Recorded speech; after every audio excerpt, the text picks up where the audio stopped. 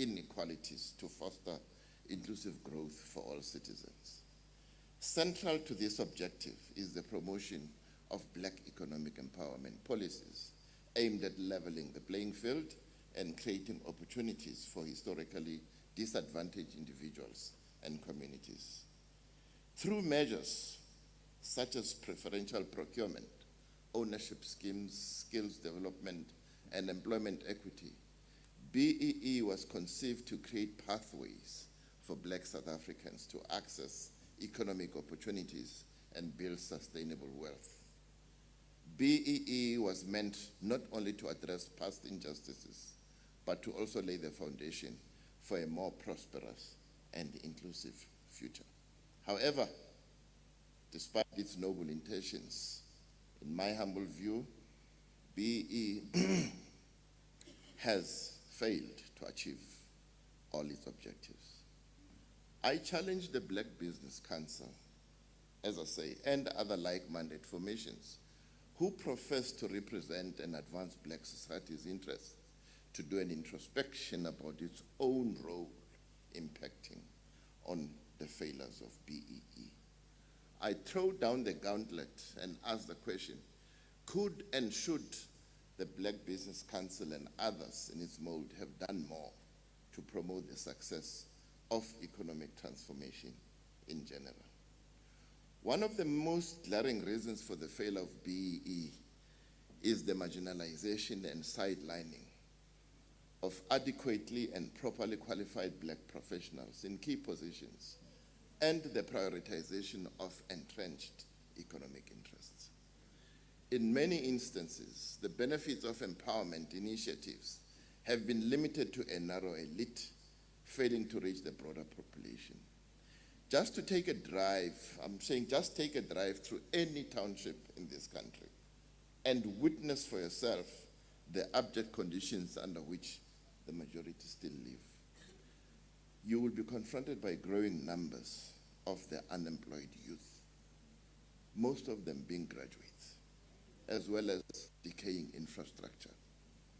Additionally, democratic inefficiencies and corruption have hampered the effectiveness of BEE programs, which undermines their impact on the ground.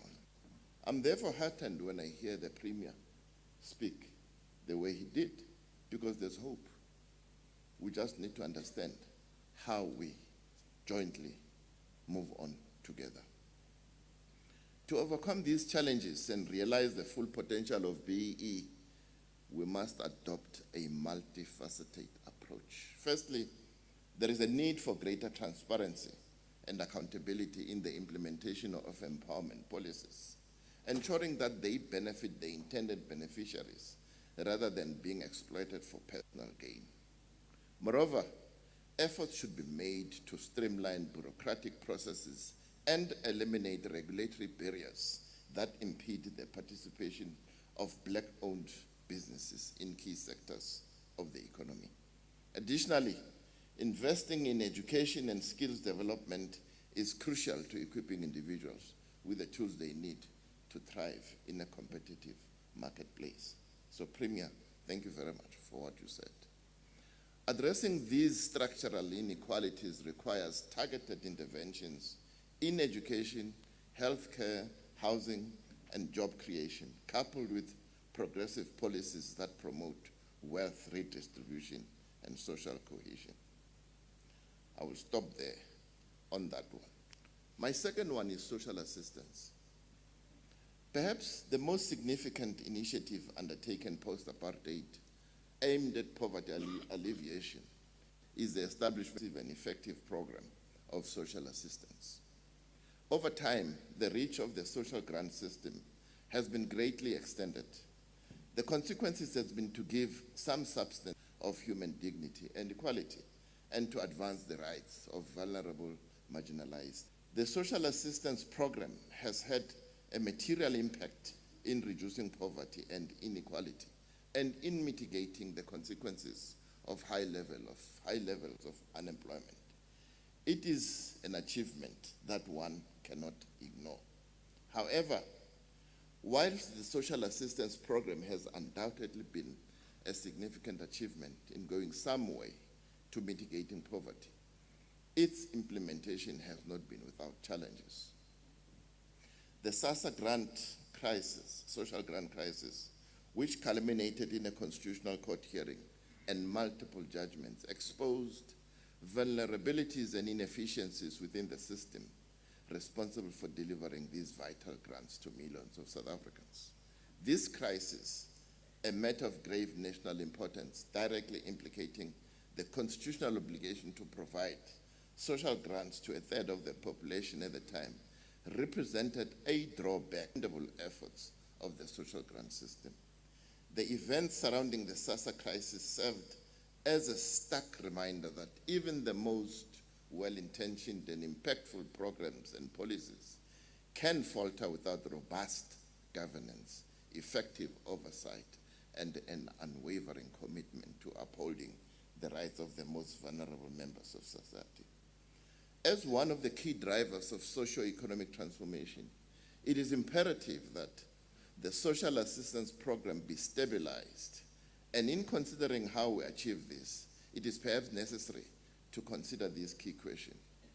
Given the limited scope of South Africa's current social protection model, focused on targeted, means-tested grants, what kinds of comprehensive economic reforms and paradigm shifts are required to bolster a more radical, multidimensional transformation of economic structures, productive capacities, and social relations? What political, institutional, and ideological barriers need to be confronted to enable such transformation that fundamentally disrupts entrenched inequality and deprivation rather than just alleviating the worst outcomes? In essence, the critical inquiry is how to transcend the existing social grant approach, which, while reducing income disparities to some degree, ultimately represents a fairly marginal intervention within a capitalist framework. What bolder policies and power alignments are necessary to facilitate the more utopian vision of radically restructuring and redistributing economic resources and relations in a more egalitarian and sustainable manner? An important reminder about social grants is that they are not and cannot be a permanent solution to the poverty reality. They are short-term and simply unsustainable. The social grant system is a measure of the growing inequality gap and poverty. Whilst the social grants program afford us breathing space, we must find lasting solutions to the poverty and unemployment crisis. We must avoid a situation where the social grants program establish permanent dependency and we become a welfare state. The aim must be to empower every citizen to be self-sustainable. As we contemplate these questions, we must chart a course that ensures the integrity and effectiveness of our social grants program, strengthening oversight mechanisms, enhancing transparency, and leveraging technology to streamline processes. These are essential steps in this journey. Furthermore, fostering partnerships between government, civil society, and the private sector can unlock new avenues for sustainable funding and program delivery. I go to my third pillar. My third focal point is the cancer of malfeasance that we have witnessed in this country. One of the past presidents of the Black Business Council is quoted as saying, and I quote him, "The single biggest threat to our democracy is corruption." You know him. Was he wrong? I'll tell you this. Court rolls are inundated with matters of malfeasance in the private sector and in government. These matters transcend both criminal and civil contexts. The State Capture Commission of Inquiry shocked us with evidence of brazen malfeasance engaged in siphoning off government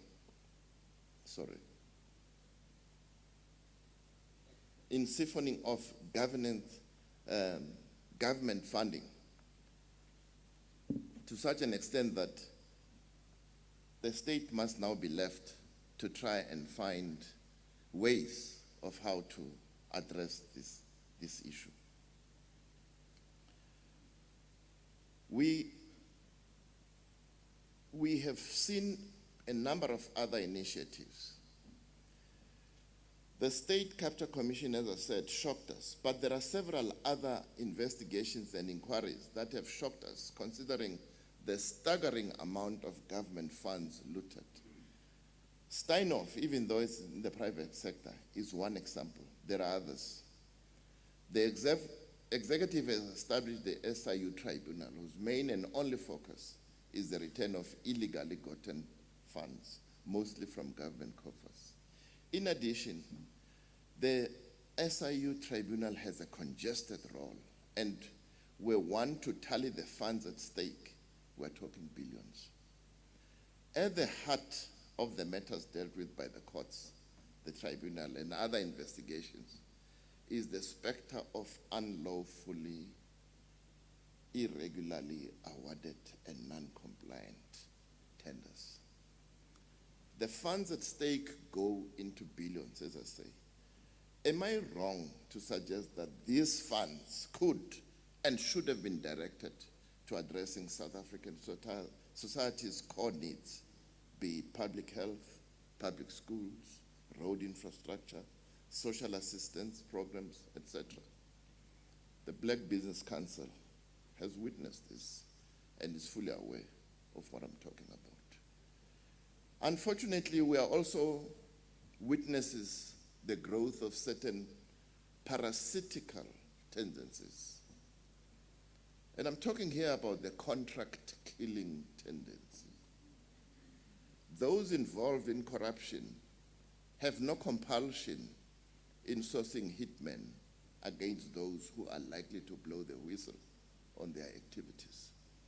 You would have heard the analysis recently by the Minister of Police when he mentioned cases in the courts involving hired hitmen from KZN.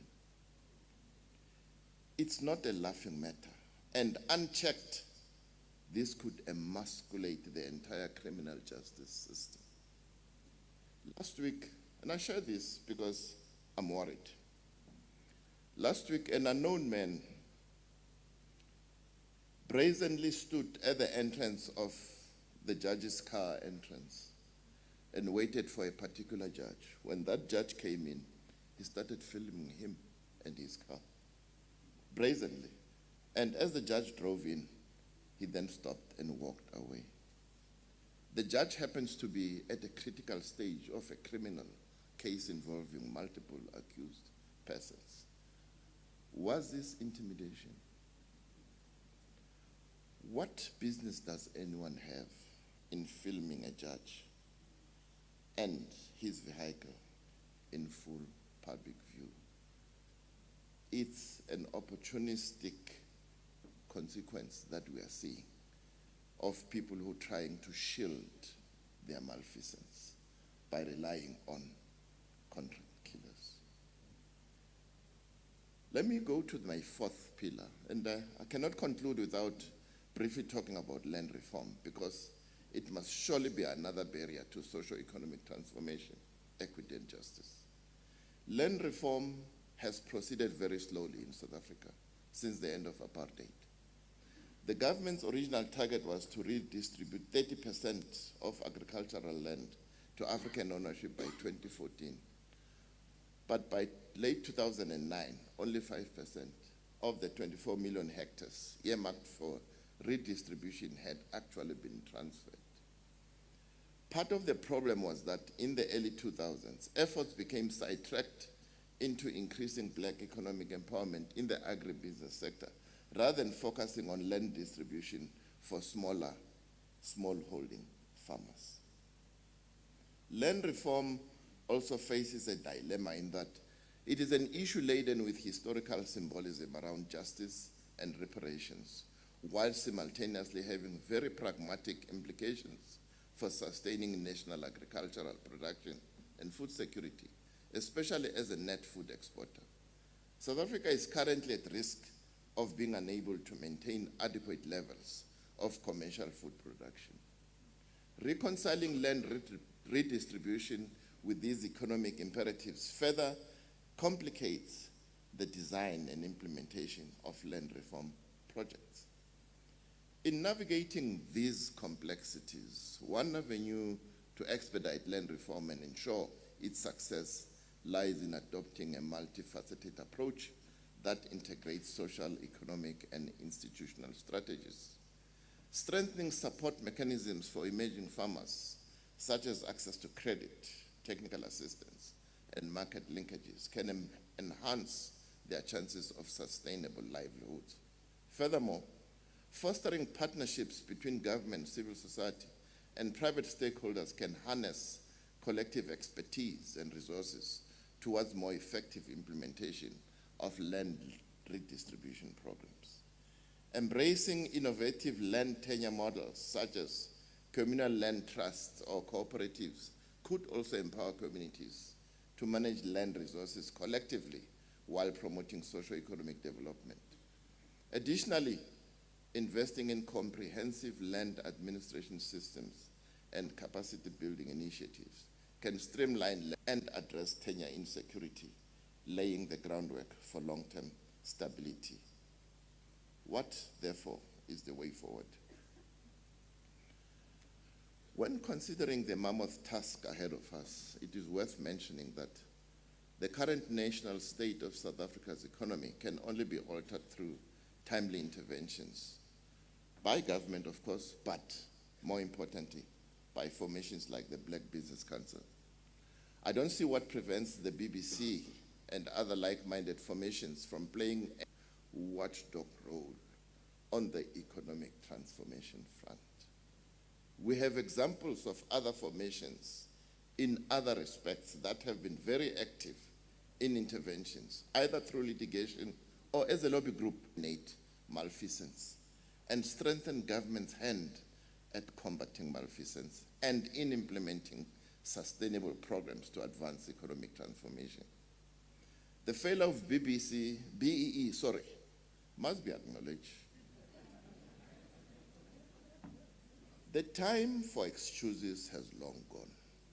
Formations like the BBC must own the challenge and be decisive in crafting and implementing pragmatic strategies.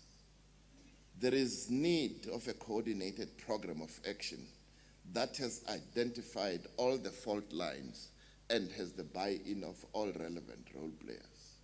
You cannot, as the BBC, be comfortable that you convene summits but follow up with no discernible and implementable programs. Thank you. Fostering partnerships between public and private sectors is essential to drive meaningful change and unlock new opportunities for economic empowerment. By working together, we can leverage the resources to create innovative solutions and address systemic challenges. Moreover, promoting entrepreneurship and small business development can serve as a catalyst for economic empowerment, empowering individuals to create their own opportunities and contribute to the growth of the economy. Prioritizing investment in education, as the Premier said, and skills development should emphasize the cultivation of innovating, courageous, and empathetic leaders. Additionally, swiftly addressing instances of inadequate leadership, subpar productivity, performance issues, and corruption is essential to create an environment conducive to the successful implementation of current policies. As we contemplate the trajectory of South Africa's political economy over the next 30 years, it is essential that we harness the collective wisdom, expertise, and ingenuity of all stakeholders. Collaboration and partnership will be key to driving meaningful change and realizing our shared vision of a prosperous, equitable, and inclusive society. The road ahead may be fraught with challenges, but it is promise. As we reflect on the past 3 decades and look towards the future, let us draw inspiration from the resilience and determination of the South African people, who have overcome adversity time and time again. Together, let us seize this moment as an opportunity to chart a bold and transformative course for our nation, guided by the principles of justice, equality, and solidarity. We must confront structural that continue to